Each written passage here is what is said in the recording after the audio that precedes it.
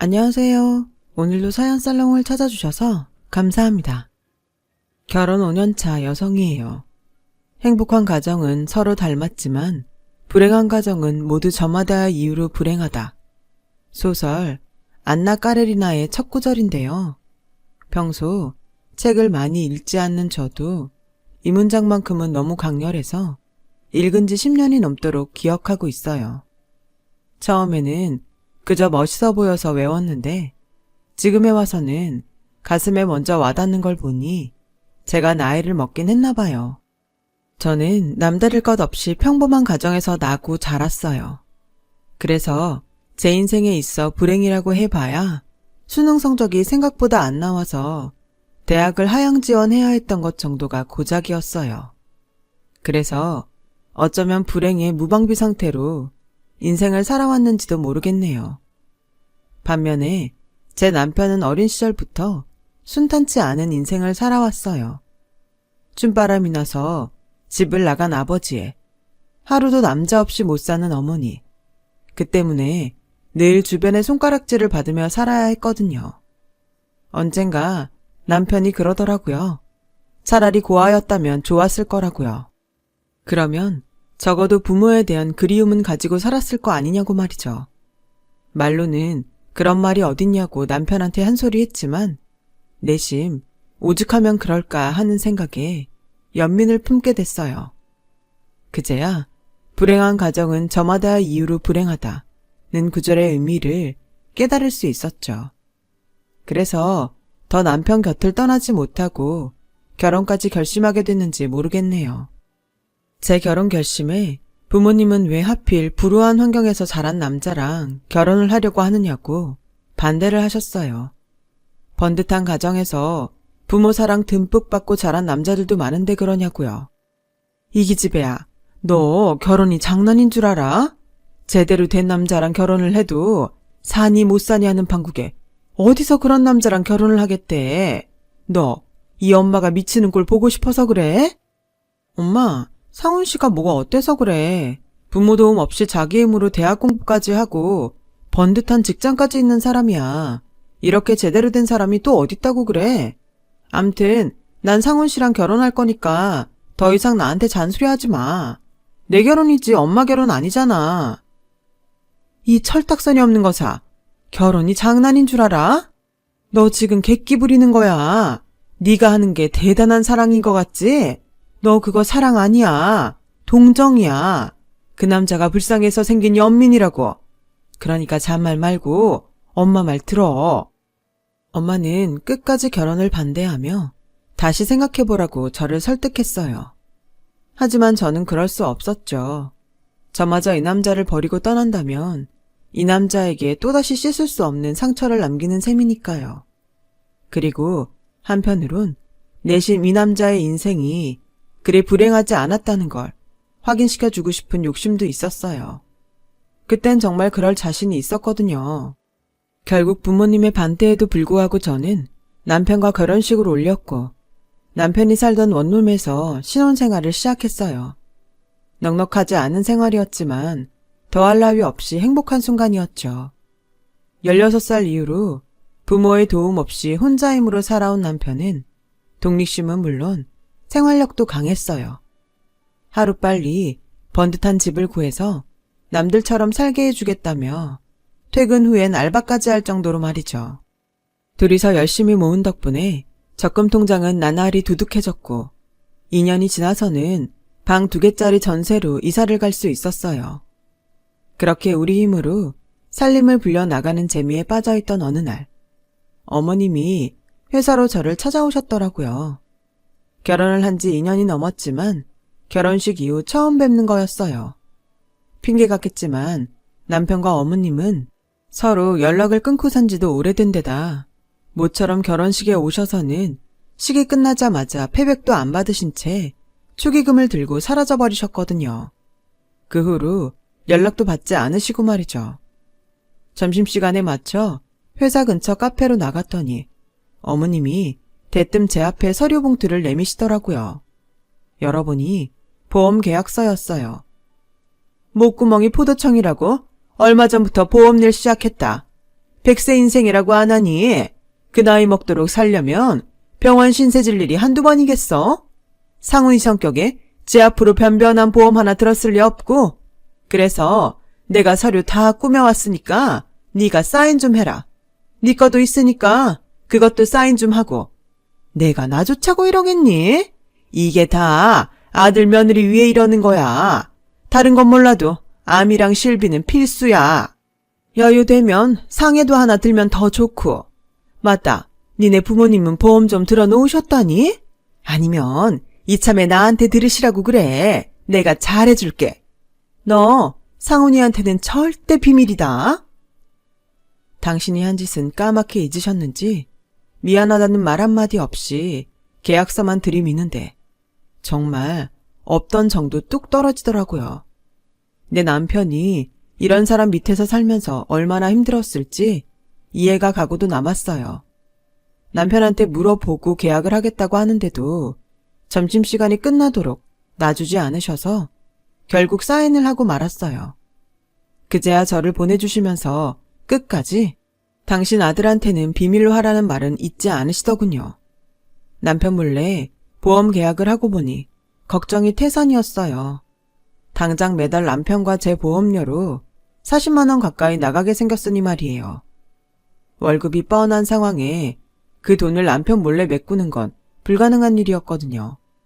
그렇다고 솔직히 말을 했다간 불같이 화를 낼 게 뻔했으니까요. 그래서 저희 친정을 팔았지 뭐예요. 장모님이 보험 일을 하셔? 아니 왜? 아버님 월급으로도 충분히 사실 텐데. 그게 아빠네 회사 사정이 좀 그런가 봐. 언제 명퇴당하게 되실지도 모르는 일이고. 미리 대비해야지. 어설픈 제 거짓말에도 남편은 의심 없이 넘어가 주었어요. 아무래도 저희 엄마를 생각해서 더는 묻지 않는 것 같더라고요. 그렇게 보험 일은 무사히 넘어갈 수 있었어요. 그런데 그날 이후 어머님은 툭 하면 회사로 찾아오셔선 용돈을 요구하기 시작했어요. 온몸은 명품으로 휘감고도 가실 땐 꼭 택시비까지 챙겨가셨죠. 그렇게 뜯어가는 돈은 고스란히 제 용돈으로 채워야 했어요. 안 그래도 보험료 때문에 변변히 옷도 못 사입고 지내는데 벼룩의 간까지 털어먹는 시어머니 때문에 식비까지 줄여야 할 판이었어요. 그래서 참다 못해 더는 못 드린다고 했더니 글쎄, 그럼 보험 약관 대출이라도 받아줘. 이 없으면 잇몸이라고 하지 않니? 이러는 거 있죠. 아, 정말 어떻게 인생을 살면 저렇게 뻔뻔할까 싶을 정도로 철면피더라고요. 이렇게 질질 끌려다니다간 앞으로는 더 크게 뜯길 것 같아서 작정하고 얘기했어요.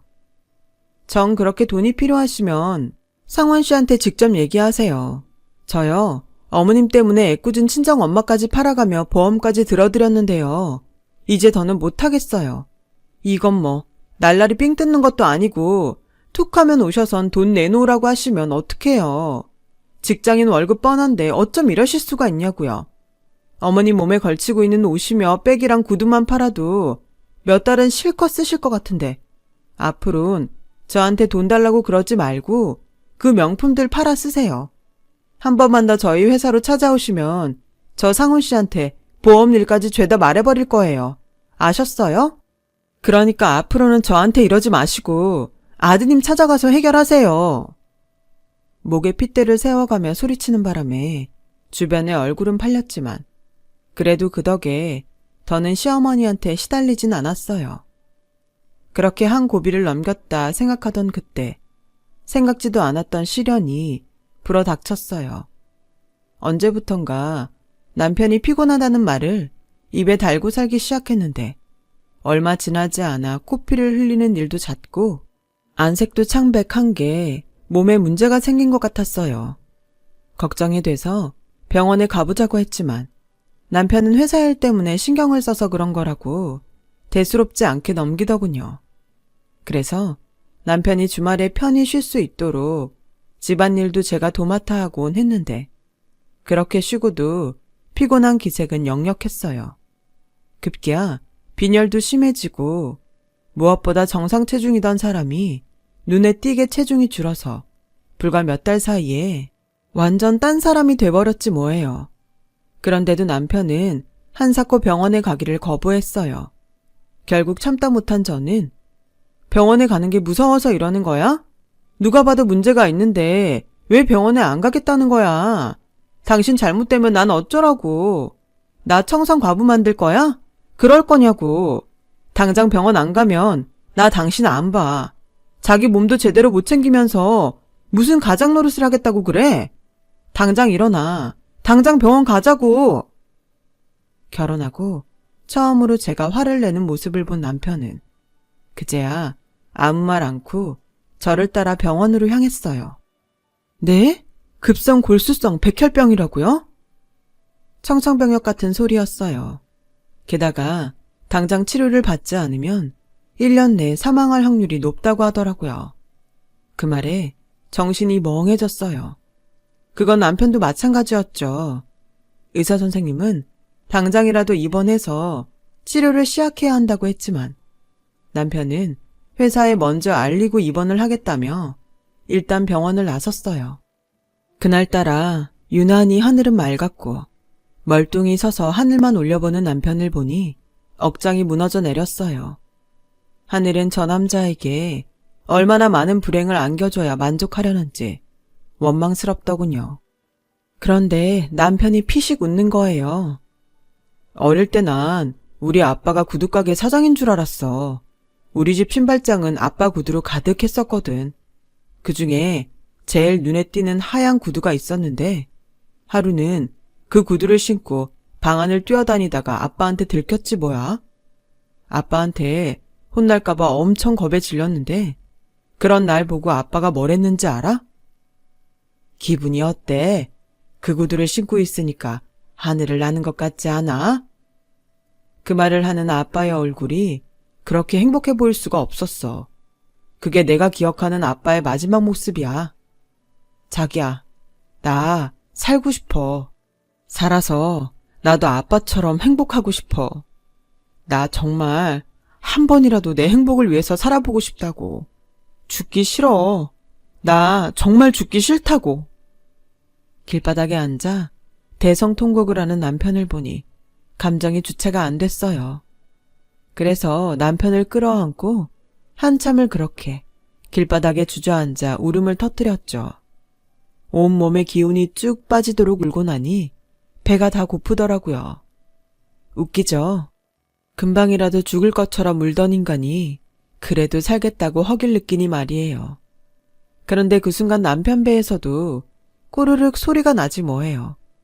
그 바람에 웃을 기운도 없던 우리는 타이어 바람 빠지는 소리를 내며 킬킬거리고 웃었다니까요.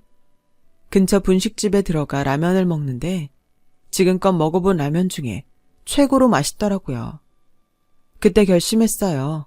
무슨 일이 있어도 남편을 살리겠다고요. 하지만 갑작스레 닥친 일이라 뭐부터 어떻게 처리해야 할지 도무지 감이 안 잡히더라고요. 그래서 일단 보험 문제도 있으니 시어머니한테 전화해 상황을 전했어요. 거 봐라. 내 말 듣고 보험 들길 잘했지? 이래서 어른 말 들으면 자다가도 떡이 생긴다고 하는 거야. 나 아니었으면 어쩔 뻔했어. 근데 설마 너 지금 나한테 골수이식하게 내 골수 내놓으라고 전화한 건 아니지? 그런 거면 난 절대 못한다. 아무리 내가 낳은 자식이지만 나는 무서워서 그런 건 못해. 그러니까 다른 기증자 찾아봐. 글쎄 이러지 뭐예요. 아니 누가 자기더러 골수를 빼달라고 그랬어요? 어떻게 엄마가 돼서는 자기 아들이 시한부 판정을 받았다는데도 걱정은커녕 골수 못 준다는 소리부터 한대요. 그러고도 엄마라고 할 수 있나요? 정말 인간 같지도 않았어요. 더는 얘기할 가치도 못 느끼겠더라고요. 그래서 알았다고 하고는 바로 전화를 끊어버렸어요. 어찌나 화가 나던지 전화를 끊고도 한참이나 화가 가라앉지 않더라고요. 솔직히 골수이식은 생각도 않고 있었는데 대놓고 그런 소리를 들으니 내 남편이 불쌍해서 눈물이 나더군요. 그래서 엄마한테 전화해 이 얘기를 했더니 엄마가 한참을 말이 없는 거예요. 통화가 끊겼나 했는데 그때 수화기 너머로 엄마의 흐느낌 소리가 들렸어요. 결혼을 반대할 때 그렇게 매몰차던 엄마가 말이에요. 엄마는 울음 섞인 목소리로 일단 하루빨리 입원부터 시키라고 하더군요. 그리고는 제게 그러셨어요. 마음 굳게 먹어 이거사. 네가 이런데 이서방은 오죽하겠니. 괜히 아픈 사람 마음 쓰게 하지 말고 굳건하게 버텨. 행여라도 이서방 앞에서 약한 모습 보이지 말고. 알았지? 병원비는 어떻게든 마련해 줄 테니까. 그 말에 참았던 울음이 터져버렸어요. 엄마한테 고맙고 미안하기도 하고 생각할수록 제 남편이 가여워서요. 전화기를 붙들고 한참을 우는 저를 엄마는 묵묵히 다독여 주셨어요. 그렇게 엄마랑 통화를 마치고 나니 그래도 조금은 속이 풀리는 것 같더군요. 그래서 남편 앞에선 평소처럼 담담하게 대할 수 있었어요. 엄마 말대로 그래야 남편이 덜 힘들 것 같았거든요. 회사의 사정을 이야기하고 퇴직을 한 남편은 며칠 뒤 병원에 입원을 했어요. 저는 회사의 사정을 말하고 휴가를 받았어요. 남편도 퇴직한 마당에 저마저 직장을 잃으면 병원비는 물론 생활도 불가능했으니까요. 다행히 회사에서도 그런 사정을 이해해 주었고 덕분에 휴가를 얻을 수 있었어요. 병원에선 남편 상태가 안 좋으니 가급적 빨리 골수 이식을 하는 게 최선이라고 했지만 그게 어디 마음처럼 되나요? 피를 나눈 형제라도 있다면 기대를 해보겠지만 부모조차 대놓고 거절을 하는 마당에 뭘 기대하겠어요. 그래서 혹시나 하는 마음에 제가 검사를 해보았지만 역시나 적합하지 않다는 결과가 나오더라고요. 이제는 모든 걸 하늘에 맡길 수밖에 없는 상황이었어요. 병원에서도 일단은 항암 치료를 하면서 적합한 기증자를 나오길 기다리자고 하더군요. 아무래도 장기전이 될 수 있으니 조급해 말라면서요. 하지만 아무리 마음을 다잡아도 순간순간 무너져 버리곤 했어요. 왜 이런 불행이 내 가정에 찾아왔나. 또 하늘이 원망스럽기도 했고요. 남편 앞에선 아무렇지 않은 척했지만 병원을 나서는 순간부터 눈물이 마르지 않을 정도로 저는 무너지고 있었죠. 만약 남편에게 적합한 기증자가 나타나지 않는다면 그땐 어쩌나 하루하루 속이 타들어갈 뿐이었어요. 그렇게 그날도 울면서 집에 돌아왔는데 현관문 앞에서 낯선 사람이 서성이고 있지 뭐예요. 그래, 누구냐고 물었더니 다짜고짜 왜 이제 왔냐며 배고프니까 일단 들어가서 밥부터 먹자는 거예요. 황당해서 경찰을 부르겠다고 했더니 상훈이 애비다. 못 믿겠으면 상훈이 엄마한테 전화해보든가. 확인할 사람이 시어머니 뿐이라서 전화를 해봤더니 아버님이 맞다고 하더라고요. 그러면서 그러는 거예요. 혹시 아니? 그 인간 골수가 성훈이랑 일치할지? 그러니까 잘 구슬려 봐. 그 인간이 원래 모질지 못해서 잘만 하면 넘어올지도 몰라. 간사하게도 그 말에 아버님이 그렇게 반가울 수가 없더라고요. 그래서 집으로 모시고 들어가 냉장고를 털어 한 상을 차려들었어요. 그러는 중에도 머릿속으로는 어떻게 말을 꺼내야 할까 한 고민이었죠. 마치 토끼한테 간을 내어달라고 부탁해야 하는 자라가 된 심정이었어요. 아버님은 식사를 마치시곤 너무도 당연하게 당신이 쓸 방을 물으셨어요. 황당하기는 했지만 옷방을 치워드리곤 그 방에서 주무시라고 말씀드렸죠. 그리고는 현재 남편의 상황을 전해드렸어요. 혹시나 얘기를 들으면 아버님이 먼저 골수이식 얘기를 꺼내시지 않을까 싶어서였죠. 그런데 남의 집 얘기하듯 넘기시고는 자기 할 말만 하는 거예요. 너도 들었겠지만 내가 소시적에 춤에 빠져 사느라 제대로 챙겨 먹지를 못했어. 나이가 드니 소화도 잘 안 되고. 그래서 말인데 기름기 많은 육류 말고 생선 살코기나 제철 채소 위주의 식단이 필요할 것 같은데 그 정도는 해줄 수 있지? 아, 제철 과일도 좀 부탁하마. 순간 제가 잘못 들은 줄 알았어요. 아들은 사경을 헤매고 있는 판에 아빠란 인간이 자기 건강 챙길 생각만 하다니요. 어떻게 된 게 이놈의 집구석 부모들은 하나같이 자신들밖에 모르나 싶더군요. 당장이라도 쫓아내고 싶은 마음은 굴뚝 같았지만 그래도 남편을 살리고 싶은 마음에 꾹 참았어요. 그리곤 아버님이 원하는 식단으로 밥을 차려드렸죠. 그러는 와중에도 남편의 면회가 가능한 시간이 되면 아버님께 함께 병원에 가보지 않겠냐고 물어보곤 했는데 그때마다 거절을 하시지 뭐예요. 아픈 자식 가서 보면 또 뭐하냐면서요. 그래서 일단은 비위를 맞춰주자는 생각에 더는 보채지 않았어요. 아버님이 오셨다는 말에 남편은 내심 기뻐하는 기색이었어요. 그러면서 은근히 아버님이 병원에 와주시길 바라는 눈치였죠. 그런데 남편한테는 차마 아버님이 오기 싫다고 했다는 얘기는 할 수 없어서 감기로 몸이 좀 편찮으셔서 다 나으면 모시고 오겠다고 둘러댔어요.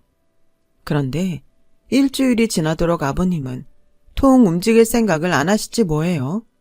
삼시세끼 밥 챙겨 드시고 근처 공원에 마실 나가시는 것 빼고는 아무것도 하는 일이 없는데도 자식 얼굴 보겠다는 생각은 왜 안 하시는지 모르겠더라고요. 불쌍한 아들 모습이라도 직접 보셔야 골수검사라도 받을 마음이 들지 않을까 싶은데 말이에요. 그래서 벙어리 냉가슴 알아가며 남편 병간호하는 와중에도 식사는 꼬박꼬박 차려드렸는데 글쎄 반찬 투정까지 하며 사람을 힘들게 하시지 뭐예요. 간이 너무 짠 거 아니니? 이렇게 먹으니 애가 병이 나지. 그리고 내가 누누이 말하지 않든 육류 말고 생선을 위주로 상에 올리라고. 그게 뭐 어려운 일이라고 매번 입 아프게 두세 번 말하게 만드니. 그리고 이 과일 말이다. 맨 농약 처바른 수입산 말고 제철 과일로 사라고 몇 번을 말하니. 젊은 애가 기억력이 이래서야 원. 참는 것도 한계가 있지. 남편 병수발하면서 기껏 밥 차려 먹였더니 끝도 없이 사람을 부리려 들더라고요. 그래서 볼멘 소리를 좀 했더니 하루 종일 나가서는 안 돌아오시지 뭐예요. 설마 이대로 가버리신 게 아닌가 걱정이 돼서 온 동네를 다 휘젓고 찾아다녔는데 어머님한테 전화가 온 거예요. 그 인간이 뭐 주워 먹을 게 있다고 거길 찾아갔나 했더니 그게 다 보험금 노리고 간 거였더라고. 회사 근처로 찾아와선 상훈이 앞으로 보험은 들었는지 이번에 보험금은 얼마나 타는지 꼬치꼬치 캐묻지 뭐냐. 이 인간 그 돈 노리고 네 집 찾아간 게 분명해. 안 그래도 평소 안방 서랍이며 거실장을 뒤진 흔적이 있어서 이상했는데 어머님 말을 듣고 보니 보험 약관을 찾으려고 그랬던 게 분명했어요. 차에 두고 잊고 지냈던 터라 결국 어머님을 찾아간 모양이었죠. 그래도 혹시나 아들 걱정에 찾아온 게 아닐까 기대했는데 기대가 배신감으로 변하자 눈에 뵈는 게 없더군요. 그래서 그 길로 집에 돌아가 가방에 아버님 짐을 챙겨 현관에 던져뒀어요. 잠시 뒤 아무 일 없다는 듯 돌아온 아버님은 현관에 놓인 가방을 보시곤 제게 병원에 가져갈 짐이냐고 묻더군요. 왜요? 저 병원 가면 보험 계약서 찾아서 도망치시게요? 근데 어쩌죠? 제가 어머님한테 들은 보험이라 아무리 아버님이 계약서 들고 가도 소용없어요. 아버님한테 돈 안 내준다고요. 어쩜 죽어가는 아들한텐 관심도 없고 그저 아들 목숨값에만 연연하세요. 그 돈 빼먹자고 십수년 발길 끊고 살다가 찾아온 거 내가 모를 줄 알아요? 어떻게 부모 노릇은 할 생각 없으면서 대접받기만 바라냐고요. 저요, 아버님이랑 어머님처럼 이기적인 인간들은 처음 봐요. 자식만 낳았다고 부모가 아니에요. 그건 짐승도 다 하는 짓이라고요. 그 나이 먹도록 뭐 하다가 자식 목숨값까지 탐낼 만큼 빈곤해지셨어요? 아버님, 행복 찾아 춤추고 다니다 그렇게 되신 거잖아요. 그럼 그렇게 끝까지 사셨어야죠. 자식 목숨값 탐내지 말고 천벌 받으실 거예요. 하늘이 안 주면 저라도 아버님 천벌받게 할 거라고요. 자식이 죽어가는데도 자기 아픈 것만 생각하는 어머님도 그렇고 이런 와중에 자기 입에 들어갈 음식만 챙겨가며 아들 죽을 날만 기다리는 아버님이나 정말 구역질나게 역겨운 인간들이네요.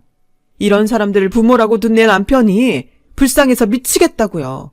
그러니 당장 나가세요. 저는 아버님이랑 한 공간에서 숨 쉬는 것도 싫으니까 당장 나가라고요. 저는 진가방과 함께 아버님을 문 밖으로 떠밀었어요. 그리곤 현관문을 걸어 잠그곤 안방으로 들어가 버렸어요. 그리곤 분이 풀리지 않아서 씩씩대며 한참을 울고서야 잠이 들고 말았어요. 그렇게 시간은 흘러 더는 항암치료도 할 수 없는 상황에 이르게 되었고 남편 상태는 점점 악화되고 있었어요. 이젠 정말 이식밖에는 기댈 방법이 없는 상황이었죠.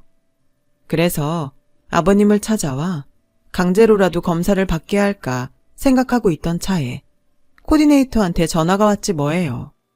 네? 적합한 골수를 찾았다고요? 기적이 있다면 이게 기적이 아닐까 싶을 정도로 감사하는 마음뿐이었어요. 기쁜 마음에 한 걸음에 병원으로 달려갔더니 남편은 이미 알고 있었어요. 그러면서 수술 전에 아버님을 만나고 싶다고 그러더라고요. 차마 돈 때문에 찾아온 거라고 말할 수는 없어서 급하게 일이 생겨서 어딜 가셨다고 둘러댔어요. 남편은 제 거짓말을 빤히 아는 듯한 표정으로 더는 묻지 않더군요. 그리고 드디어 남편의 골수 이식 수술 날이 되었고 기도하는 마음으로 수술실 앞에서 기다리던 저는 주치 선생님한테 수술이 잘 됐다는 말을 전해 듣고서야 안심할 수 있었어요. 어차피 수술 당일은 중환자실에 있어야 해서 면회도 안 되니 모처럼 집으로 갔어요. 걱정하느라 며칠 동안 잠을 못 잔 탓에 몸이 말이 아니었거든요. 그렇게 불 꺼진 집으로 돌아왔는데 소파 옆에 놓여있는 낡은 아버님 가방이 눈에 들어오지 뭐예요. 그제야 그날 급하게 짐을 싸느라 저희 집에 있던 가방에 짐을 쑤셔 넣었던 게 기억이 나더라고요. 혹시 중요한 물건이라도 들었는데 그냥 내보낸 게 아닌가 걱정이 돼서 가방을 열었는데 글쎄 그 안에서 생각지 못한 서류가 나오지 뭐예요. 그건 바로 LHA 검사지로 골수 이식 전에 적합성을 알려고 받는 검사였죠. 순간 혹시 내가 오해를 한 게 아닐까 하는 생각이 들어 병원으로 달려갔어요. 이식 코디네이터를 만나 검사지를 보여주며 혹시 우리 아버님이 병원에 오신 적이 있냐고 물었더니 잠시 난처한 표정을 짓던 코디네이터가 그러더군요. 골수 기증자 이상훈 씨 아버님이세요.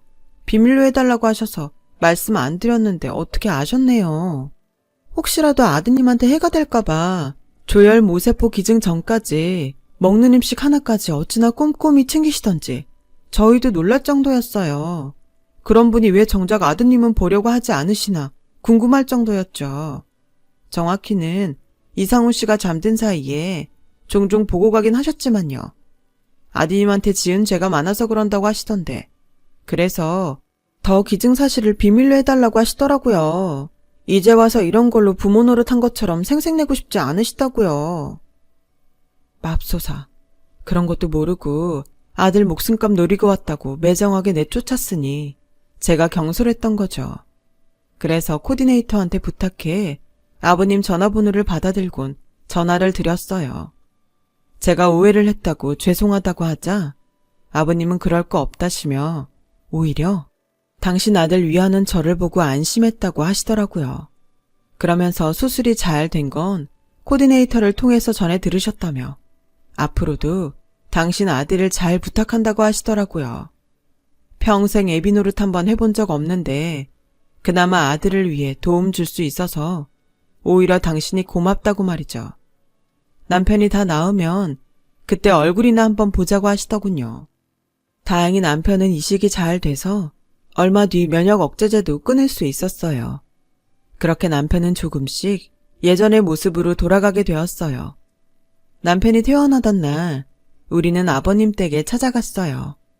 어머님과 이혼 후 쭉 혼자 살아오신 아버님 집에는 집안 곳곳에 오랜 시간 홀로 살아오신 흔적들로 가득했어요. 지인 소개로 콜라텍 매표소에서 일하고 계신데 가끔 홀에 들어가 손님들한테 춤을 가르쳐 주시기도 한다더라고요. 평생을 춤을 추며 살았지만 여전히 춤을 출 때만큼 행복한 순간은 없으시다면서요. 아버님이 연세보다 젊은 신체 나이를 가지고 계신 것도 다 춤으로 다져진 건강 때문이라며 멋쩍어 하셨어요. 그리고는 애비로서 해준 게 없어서 미안하다며 고개를 떨구셨죠. 저는 아버지 덕분에 태어났고 아버지 덕분에 다시 태어나는걸요. 이것보다 감사한 희생이 어딨나요. 그런데 해주신 게 없다뇨. 이제는 제가 아버지께 해드릴 차례인걸요. 정말 감사합니다, 아버지. 남편은 아버님과 서로를 끌어안고 한참을 소리 죽여 울었어요. 이럴 땐 펑펑 울어도 되건만 부자가 똑같이 그렇게 소극적이네요. 그 후로도 우리 부부는 종종 아버님 댁에 찾아가 식사도 같이 하고 드라이브도 다니고 있어요. 아, 어머님이요? 어떻게든 아들 보험금을 뺏어 쓰려고 혈안이 돼서 저희 회사로 찾아오길래 결혼식 축의금에 대한 절도죄로 형사 고발하겠다고 했더니 꽁지가 빠지게 도망가선 연락도 없네요. 사람은 고쳐 쓰는 거 아니라더니 저희 시어머니를 보면 그 말이 틀린 말은 아닌 것 같아요. 남편과 저 아버님께 잘하며 앞으로 더 잘 살아보겠습니다. 제 사연을 들어주셔서 감사드려요. 건강이 최고입니다. 항상 건강하시고 행복하세요. 여러분, 사연 댓글에 응원과 현명한 조언 부탁드려요. 좋아요와 구독은 저에게 큰 힘이 됩니다. 오늘도 좋은 일 가득하세요.